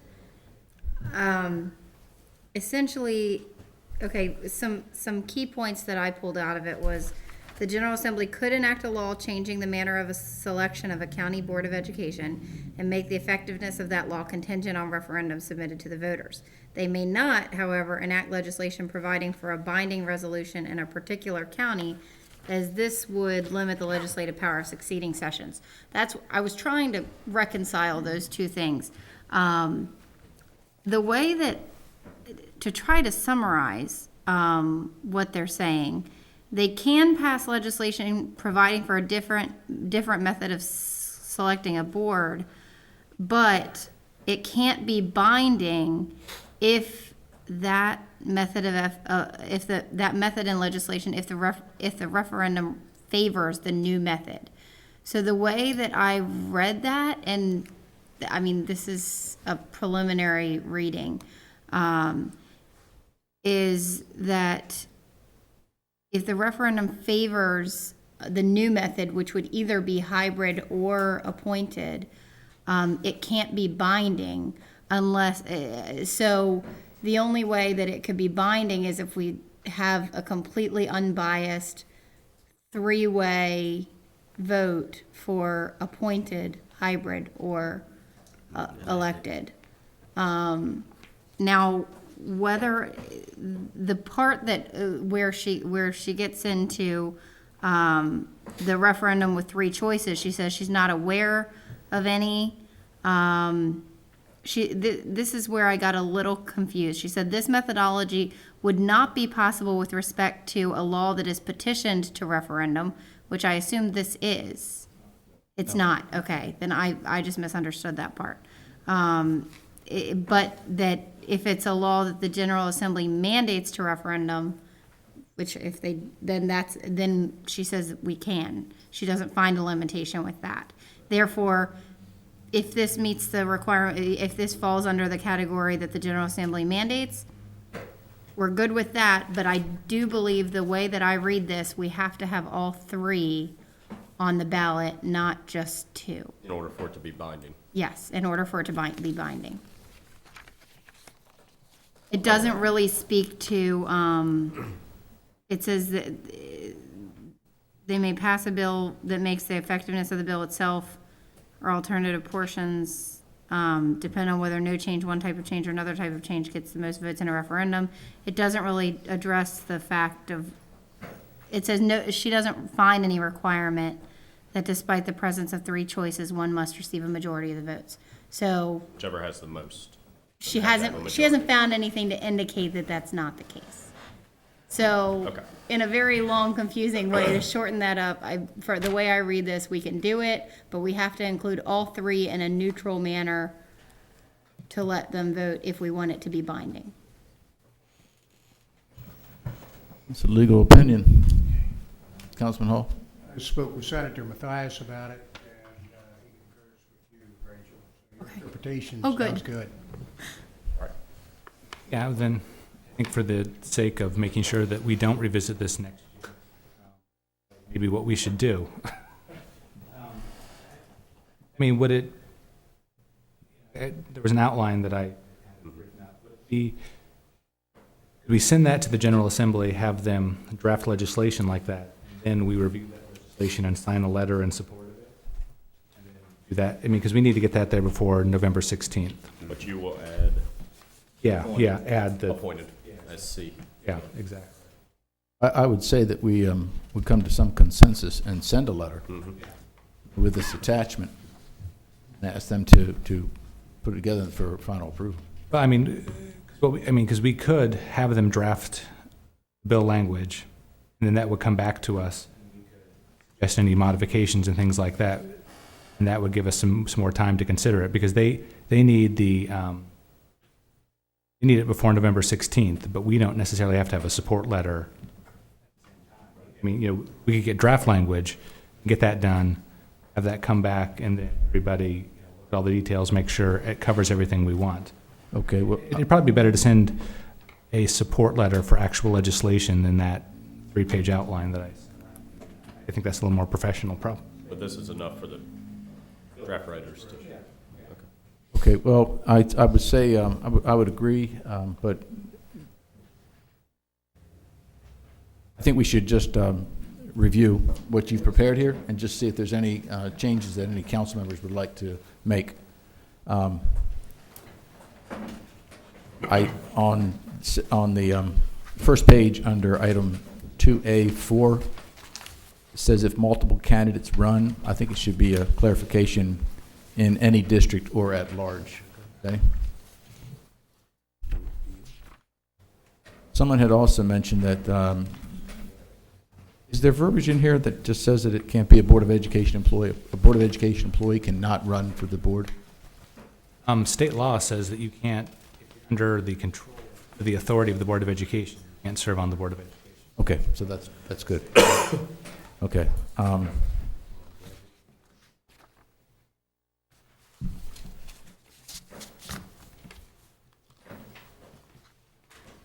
There was also a suggestion that if the county council would appoint the members, which I think is what the county executive suggested last time, the nominating commission, the county council doesn't have a seat.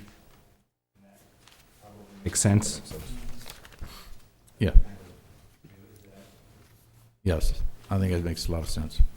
There was School Professional Member Association. Get the title for that, add that to the commission instead. School what? It's like the support staff. No. There's a support staff association? Yes, there is. The WCEA has 2 branches. One is for teachers and one is for support staff. You have 1 and then 3/4. If you wanted a bus contractor on Bus Contractors Association on there? On the all right.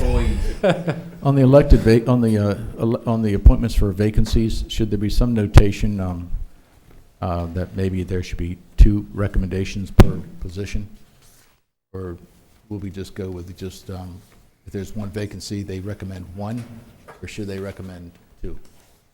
I thought it was 2, but. Yeah, it's under section 2A7, number 1 on the first page, number 1 on the first page. Okay. It talks about it, but it doesn't mention anything about having, recommending 2 appointments per vacancy. vacancy. If you could make a note on that, Mark. So both the elected and the hybrid involve a commission to a certain degree. The elected, it would be for any vacancies, but then there'd be a special election. Okay. That's all right. Right. On the second page, on number 5, it says the county executive will appoint the members of the commission using the names submitted by the various organizations. Does that need council concurrence? I think that would just be for the names of the nominee. Maybe, you know, like NAACP puts a name in, they would send that to the executive, and then he would, you know, make the appointment to the commission. If that seemed like the simplest way of doing it. Does that make sense? It's actually something within house here that we would have to kind of. If everybody's okay with it, that's fine. I'm just bringing up questions, and that's it.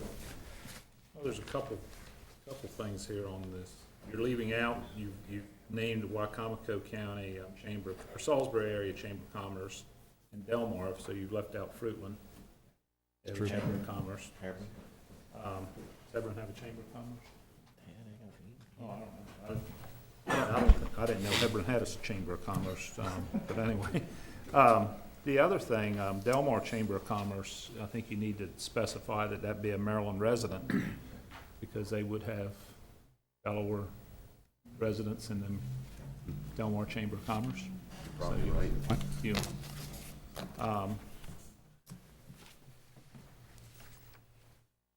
Just a couple little things there that I think we need to. Yeah, is there any other way to do that, Mark, besides just singling out Salisbury and Delmar? And as Joe said, you know, you are alienating Fruitland. Is there any way to ask the chambers themselves to come up with 2 names? Don't they have a overarching organization for all the chambers? Salisbury, Wycomico. I don't think there's a local. Is that right? No.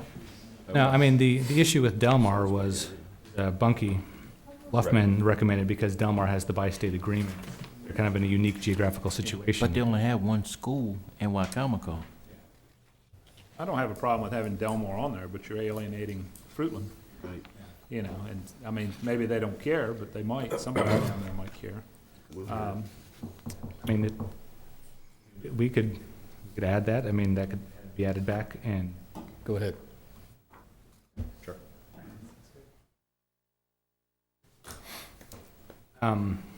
With that professional association, should that be added? Well, then you have too many, right? We could have as many as we want. Oh, okay. Where's your bus driver? Dr. Frederickson, do you think we might be leaving anyone out? The committee members would be the NAACP, the Salisbury Chamber of Commerce, Delmar Chamber of Commerce, Fruitland Chamber of Commerce, Wycomico County Council of PTAs, Wycomico County Education Association, the Wycomico County Farm Bureau. Not to put you on the spot, but And a parent of a child with the special needs. I think you've Yes. pretty much got the waterfront covered, but, you know, I think you almost have to set up standards for what is it, because we've got booster clubs for athletics and the like that are highly involved in our schools that, you want to hear from, because budgetary or operational types of things really make a difference for them. But, I think first your goal would be make a standard for what you want to achieve with it, and then, you know, find out how many slots will fit into that. I mean, to just simply say, well, you gotta make sure you add this group or that group, is kind of challenging. You're gonna leave somebody out. Yeah, somebody Yeah. will always be left out. But there was some thought behind it. I mean, it was, you know, we're looking for a variety. And I think we've tried to establish that through the business community, the farming community, et cetera. And keep in mind, I think if we find out that we've left something out, there can always be amendments, I would think, in the future. Yeah. Can we do at-large nominees, or parent advocate nominees, just if they don't happen to fall in one of these groups here? Somebody might want to be on the... Well, the Wycomico County Council of PTAs, that would involve parents? Yeah. Yeah, PTA people. I mean, you know, the Anne Arundel Commission or the Baltimore County Commission, I mean, they have like 19 members. I mean, there's no set. Right. Basically, whatever works for your specific county, whatever. There are things that we are missing, then Should we put a D in there that this could be changed? Could be changed. Does this have to be set in stone? As, the other ones are set in state law. so it'd be set in state law. It's a problem with this. I mean, the Board of Education is a state, I mean, it's a creation of the state. Similar to what Joe's saying, though, and you and I have talked about it briefly before, maybe we could write this bill, whereas the bill allows the county itself the flexibility to appoint a commission of no less than 7 people or no more than 15 people, and just simply have that in the state law. And that way, when we then want to make these changes, we can just do that locally. We don't have to go back and make an amendment to the state. I think that's a good idea, Yeah. Tom, because, we're gonna have, I'm sorry. No, go ahead. Go ahead. I mean, I agree. I think it's better to leave, the more open-ended you leave it, the less it. We're setting up something here. I mean, hopefully none of these groups will be gone anytime, but, one of the Chamber of Commerce's could go out, could quit, or, and another thing you could have somebody, you could have one of these groups that nobody from that group wants to be a member at some point in time. Should we add other organizations as the council should see fit? I think we should leave it open-ended where the council can appoint so many members from different organizations at our discretion. Because we're going to have different council people here over the years. Things are going to change. And we can fine-tune that, John. I mean, you Let the council fine-tune it. you have concerns, but we can make sure that we get a full spectrum of individuals here locally. I don't quite agree with this. The problem that you get into with the council making these choices is the same problem that we had with an appointed school board. Now, we're making the decision of who's going to make the decision. Well, that's what we're doing now. We're doing it. Not with these people here. Well, I don't think. But if we end up making the decision of who's going to make the decision, we're circumventing the purpose of this. Well, I don't think it's a state decision to decide whether or not the Chamber of Commerce or the Wacomico Farm Bureau is on this commission. I think that's more of a local, more of a local perspective to make that decision. I mean, it is in state law for the other commissions. I mean, the fact that this is a state body, I mean, state law governs it, not county law. So that'd be my concern. Even the council, Too much power. state, county authority over a state function, which I'm not sure exactly the legality. I think I would recommend that we come up with 12 to 14 different organizations, and that way if some don't participate, we don't only have 2 or 3 people on the commission, but we go ahead and name them in the state law to avoid it getting kicked out. You're saying these 12 commissions shall submit names, and then the commission, organization, but then we would still have the practicable, the commission shall reflect the gender, ethnic, and racial makeup. Oh, boy. I mean, that's okay. I mean, I'd like. We can step up with do a council member from each one of the municipalities. Sure. We could do that. We can find enough organizations to fill 12 to 14. But That way we would be covering Pittsville, Willards, Hebron, and Mardella. Right. We could go that route. Sharptown, don't forget Sharptown. Sharptown, don't forget Sharptown.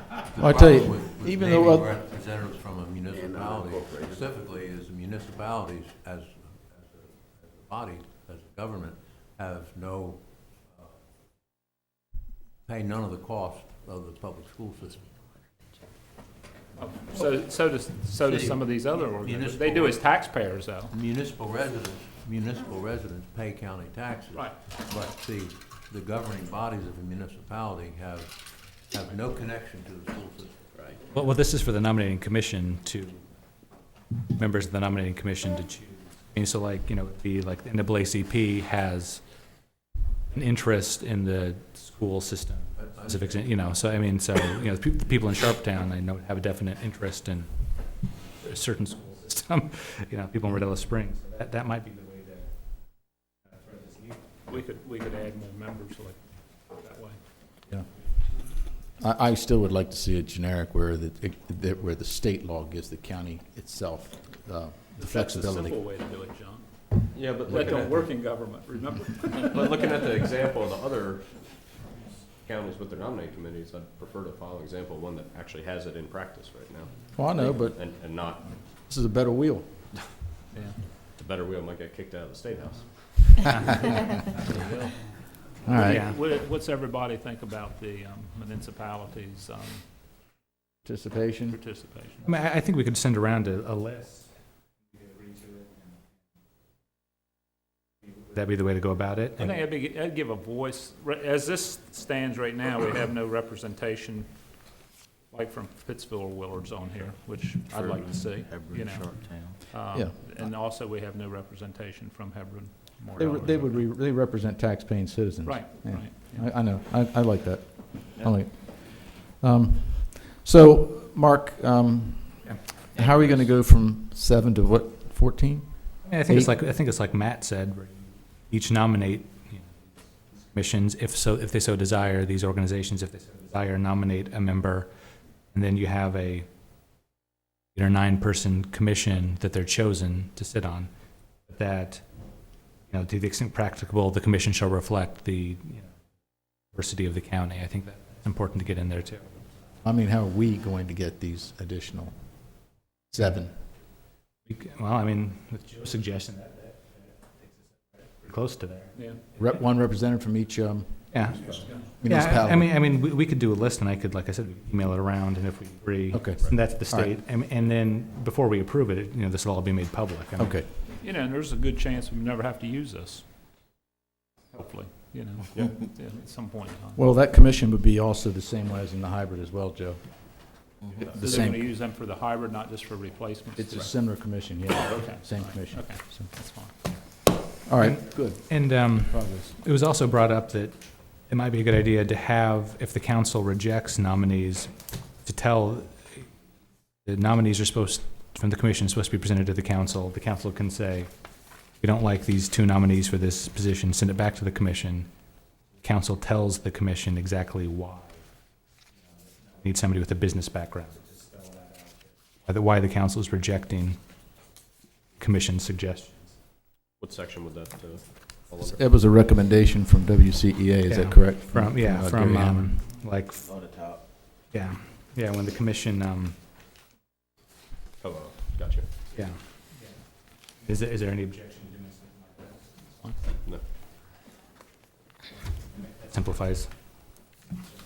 On the page 2, number 7, the commission will select its chair from among its members. So should it also select a vice chair? Okay. Put that in. I was surprised to see on page 2, under 8.8. I don't know why that's an 8.8. Okay. Oh, excuse me, it's not 8.8. 7.8. It's under 3.7. It's on page 2. If a vacancy shall occur before 30 days prior to the primary campaign, then a special election to fill a vacancy? That'd be a special election that'd be the same time as the presidential election. Discuss this on the Charter Review Committee, like if you had, like on the county council, for instance, the situation of like Bob Caldwell, who died. Then that could be filled with a special election that occurs at the same time as the presidential election. Okay. So just doing something like that for the school board, instead of having an appointed person serve for 3.5 years. Okay. Is it still called a special election at that point? Yeah, that's. Or not? Or just Yeah, I think so. election? I think that's what state law. Okay.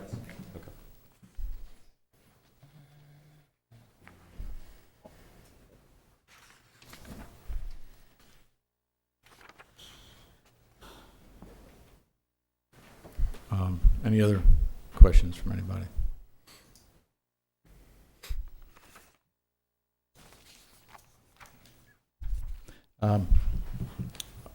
It had been in here that the student member shall serve a 1-year term and shall be a high school senior. I mean, it could be a high school senior or a junior, you think? Small detail. I'm not.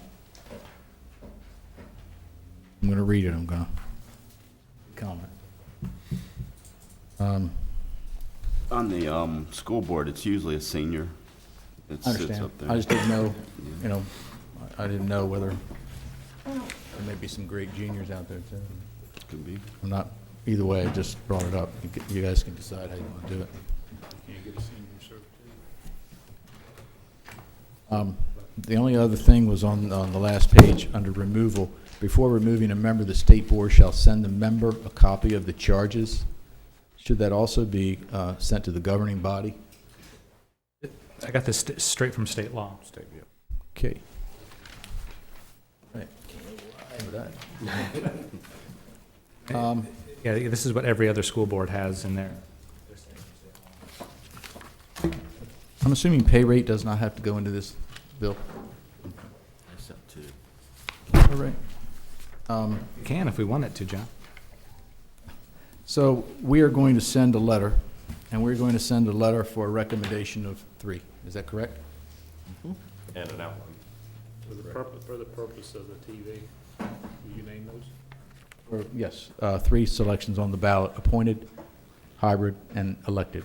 Fully elected. Fully elected, yes. So going back to what I said about not using the commission, we may not have to use the commission if it goes fully elected. Right. Right. Well, no, excuse me, Joe. No, on the elected, they want to use the commission for vacancies. Yeah, for vacancies, that's what Yeah. I meant. Maybe we wouldn't have to use it. Yeah. Mhm. Right. I was corrected. By whom? Who's out of order? You just tell me. So I should didn't we make myself clear. should we send, make changes on the outline, send it around for approval, then we'll send that bill drafting, working on that, take a little time, and then we'll get the letter together. Sound like a good timetable? Everybody, do we have a consensus? Yes. I just, like I said before, I just want to get it done. Let's get it done. We good here? Larry? Mike Ernie? Dunn said, get it done. Ernie? Good. That will be it. All right. Mark, on behalf of the county council, I would like to thank you for all your hard work on this. Thank me yet, wait till we get it all ironed out, so. Mark, Yes. are you going to prepare the trash? Yeah, I'll do it. The, entertain a motion to adjourn the open work session so that we can go into closed work session. So moved. All those in favor? Aye. Opposed? Motion's carried.